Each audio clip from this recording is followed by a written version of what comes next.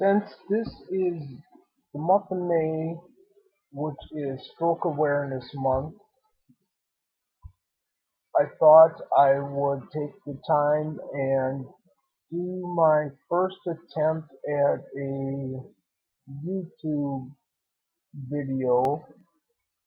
I don't have the best equipment, I don't have a lot of money, but what I do have are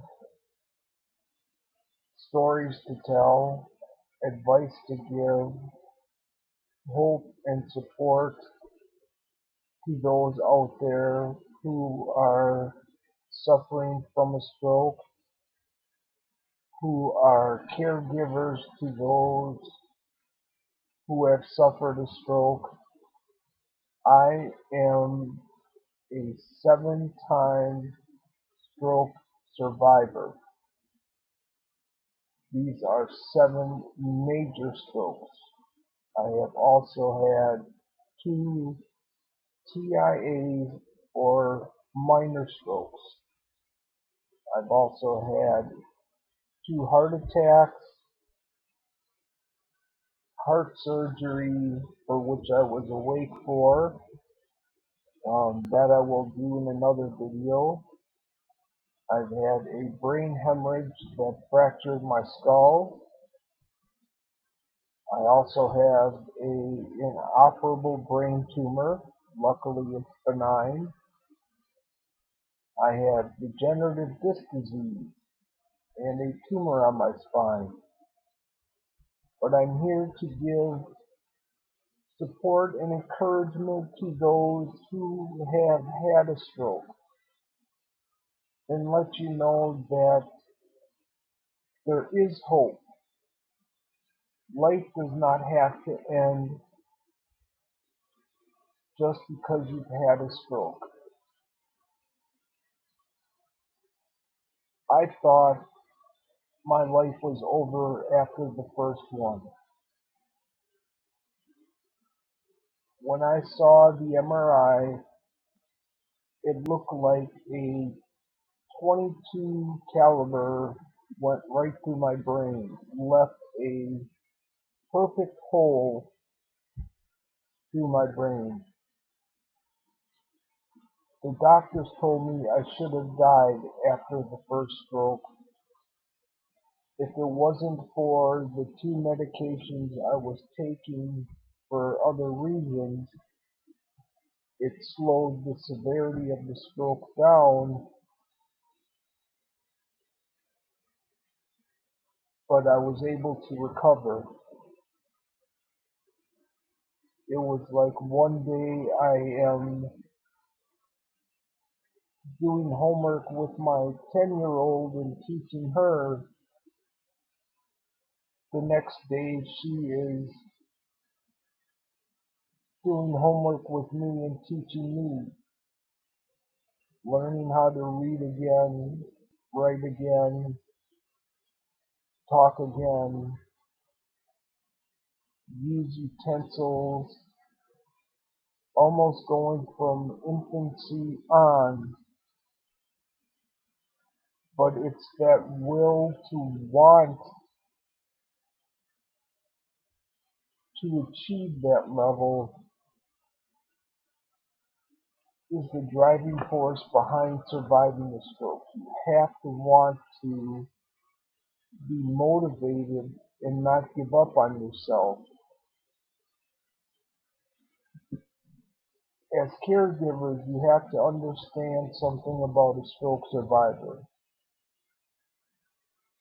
The hardest part for somebody who's had a stroke and survived is they still have this hope and fantasy that if and when they recover, they can resume life as they did before. And oftentimes they get frustrated because they can't do the simple things they used to.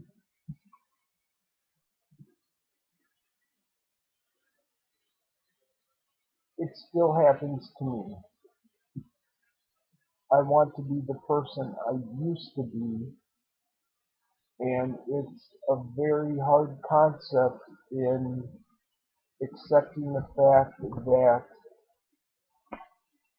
you have to be the person you are now and live with the person you are now and not the person who you once were.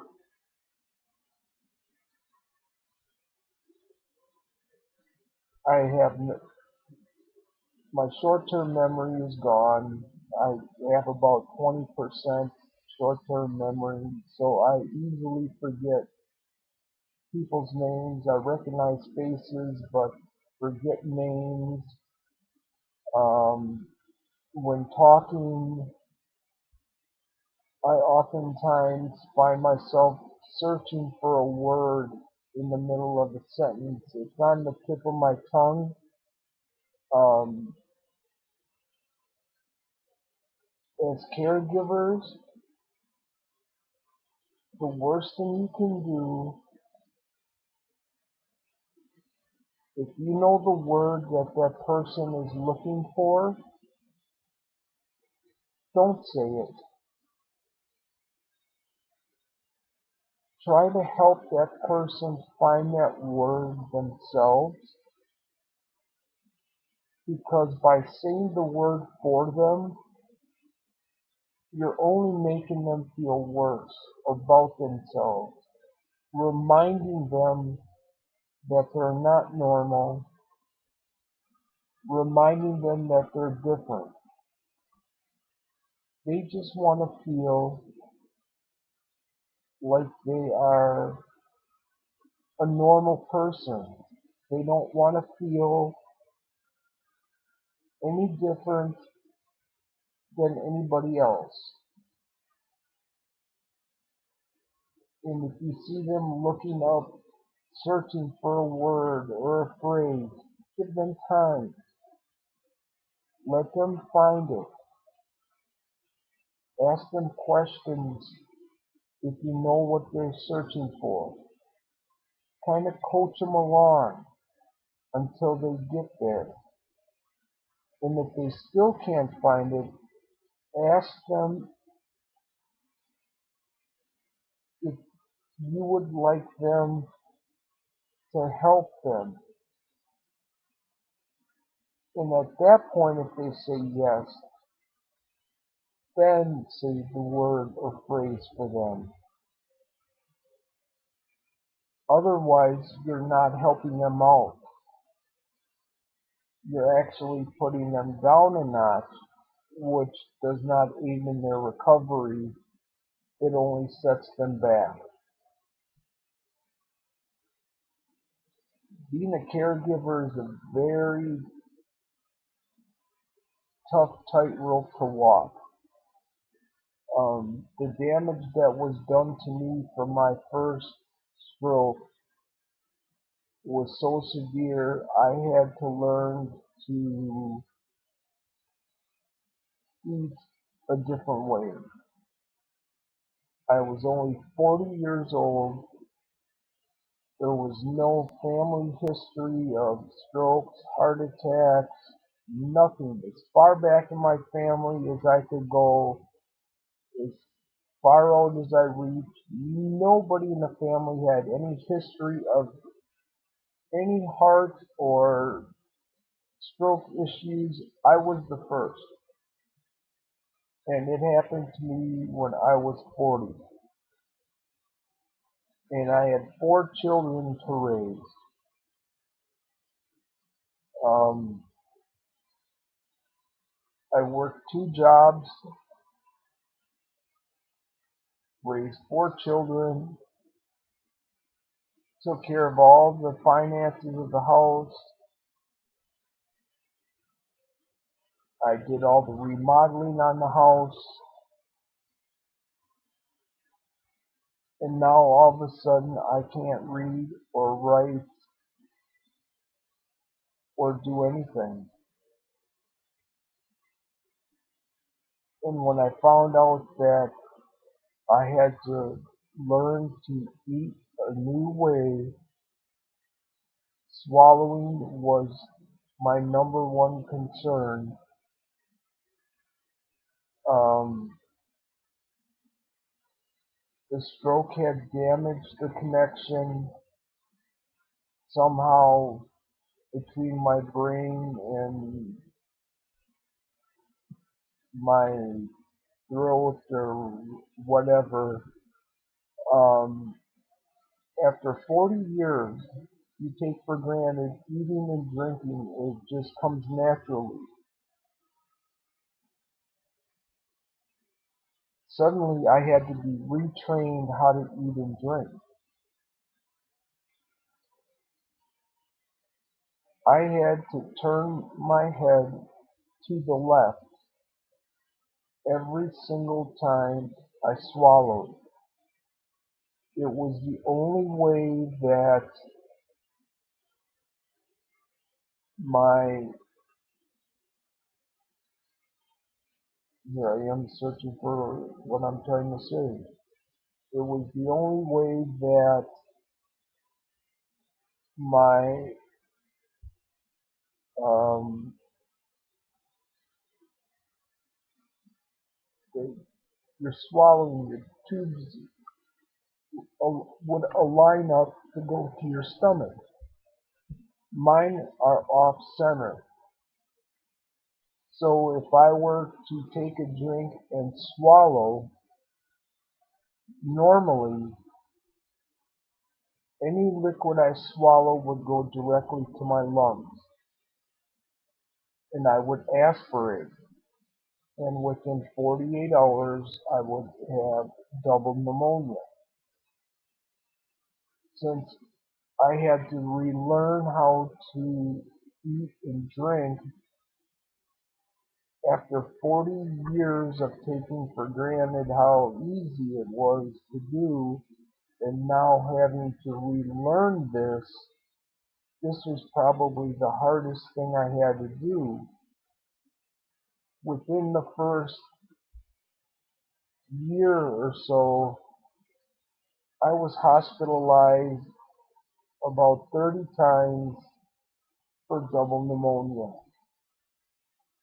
and several times so severe I had to be sent to major hospitals 230 miles away where they had better equipment because our local hospital was ill-equipped to handle such severe cases of double pneumonia.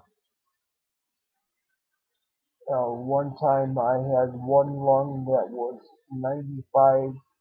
90% blocked and the other was 65% blocked. In 1 year, I missed every holiday, everybody's birthday, every special occasion. I missed every anniversary. I missed everything because I could not get used to learning how to swallow correctly. And I could feel it when I didn't do it right. I could actually feel the liquid go into my lungs, and it would take 48 hours and double pneumonia would set in. That was the hardest part. I spent more time in the hospital than I did outside the hospital.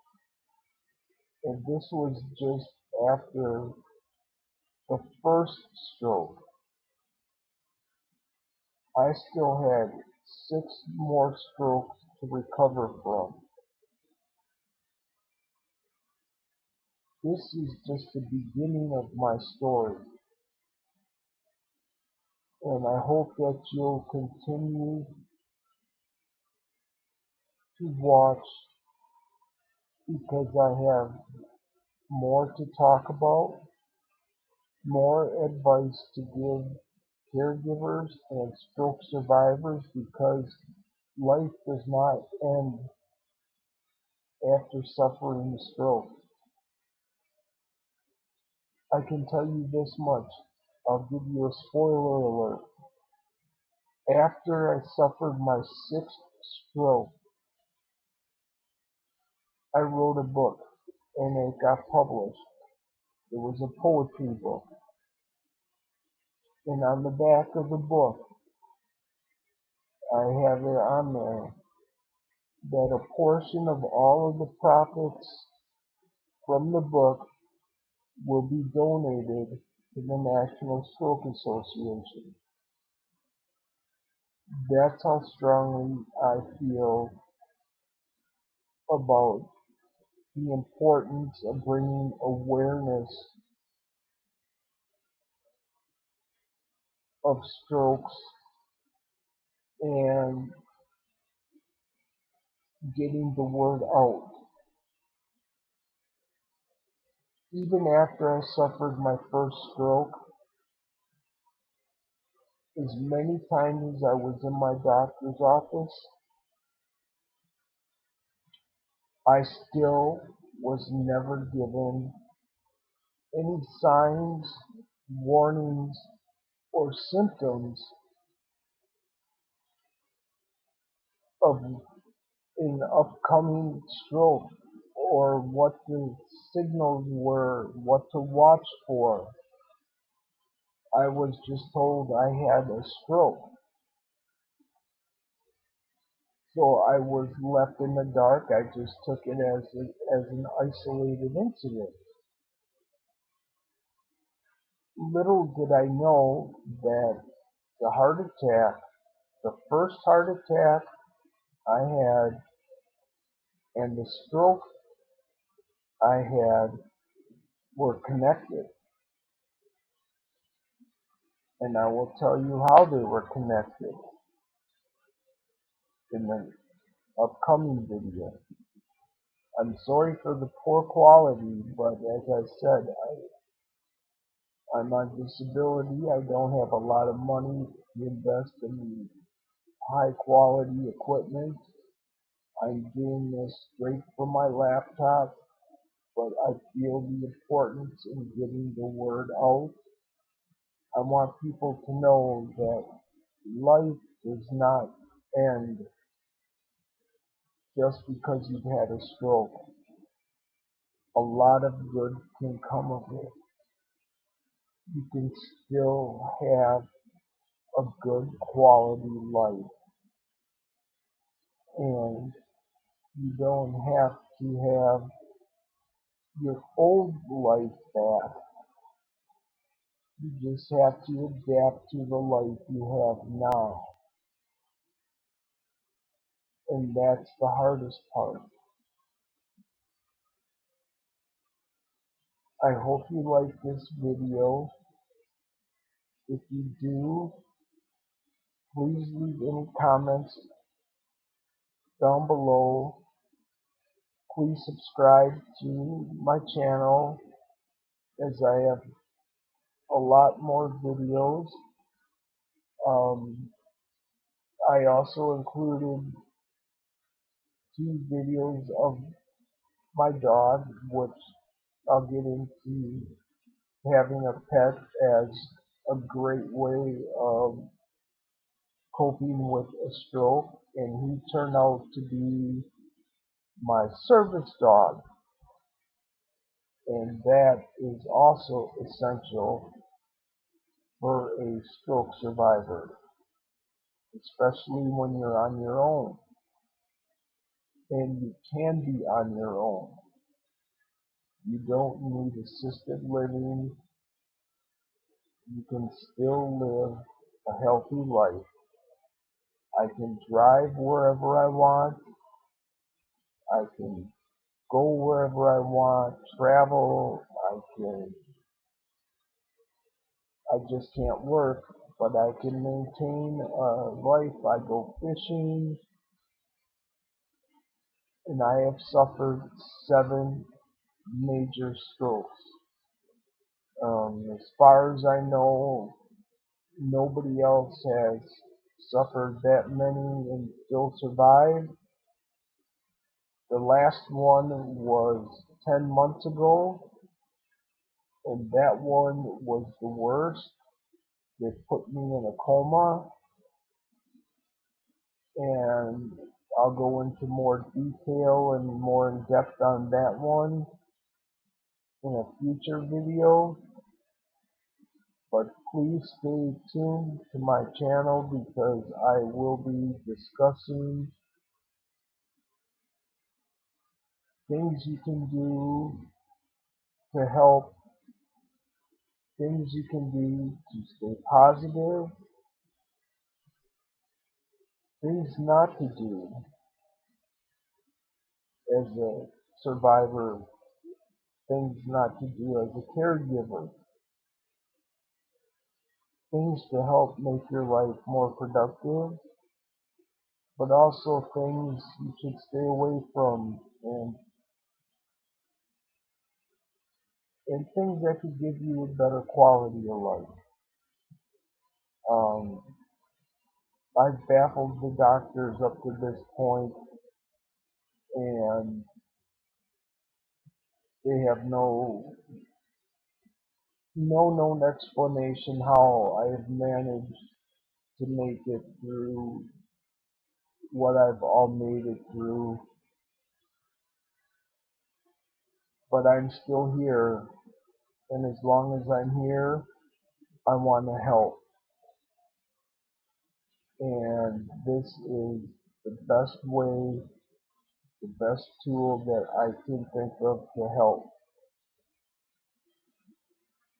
And since I am a survivor multiple times, I want to do my best to help others, other survivors, caregivers, support groups, whoever, and show them that life does not have to end just because you've had a stroke. Thank you again for watching. If you like this, please hit like, please leave comments, please subscribe. I'll also make another video about the book I wrote, which supports um, the National Stroke Association. So if anybody's interested in helping, I don't make a whole lot from it. It wasn't the reason I didn't make it to get rich, but I wanted to do something with the money I did get. So thank you for watching, and look for more videos coming soon. And good luck to everybody out there.